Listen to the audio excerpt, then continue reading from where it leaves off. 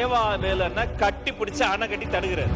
மதிப்புக்குரிய பூண்டி கலைவாணன் அண்ணன் அங்க இருந்து நடுகிறதுல இருந்து அடிக்கிறதுக்கு வராரு. இப்பெல்லாம் நாகரிகமா பேசாதீங்க. உட்காருங்க உட்காருங்க உட்காருங்க. இது நம்ம ஏத்துக்கொள்ளவே கூடாது. அது கொரோனாலாம் யோசிக்கணும். இப்ப என்ன நடந்தது கேமரால காட்டினாங்களா தெரியல. அவர் மாண்புமிகு சட்டமன்ற உறுப்பினர் தான் இடத்தை விட்டு வசந்தம் கார்த்திகேயன் அடிக்கிறதுக்கு பாஞ்சு வந்து ஏவா வேலன்னா கட்டி பிடிச்சு அணை கட்டி தடுக்கிறாரு. மதிப்புக்குரிய பூண்டி கலைவாணன் அண்ணன் அங்க இருந்து நடுகிறதுல இருந்து அடிக்கிறதுக்கு வராரு. இந்த உருட்டல் மிரட்டல்களாம் பதிப்படக்கூடிய கட்சி தமிழக வெற்றி கழகம் அல்ல. இதை போன்ற அநாகரிகமாக நாகரிகமற்று உருட்டுறது மிரட்டுறதுனாலதான் தமிழக மக்கள் தகுந்த தீர்ப்பு கொடுத்து அங்க உட்கார வச்சிருக்காங்க. தொடர்ந்து நான் பாத்துக்கிட்டே இருக்கிறேன்.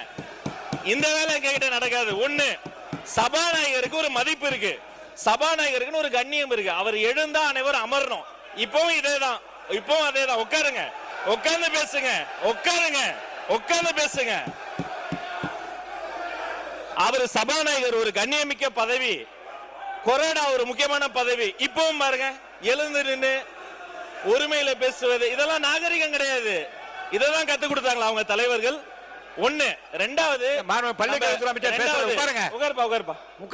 நம்முடைய சட்டமன்ற உறுப்பினர் அவருடைய முதல் அறிமுக உரை பேசுகிறாரு.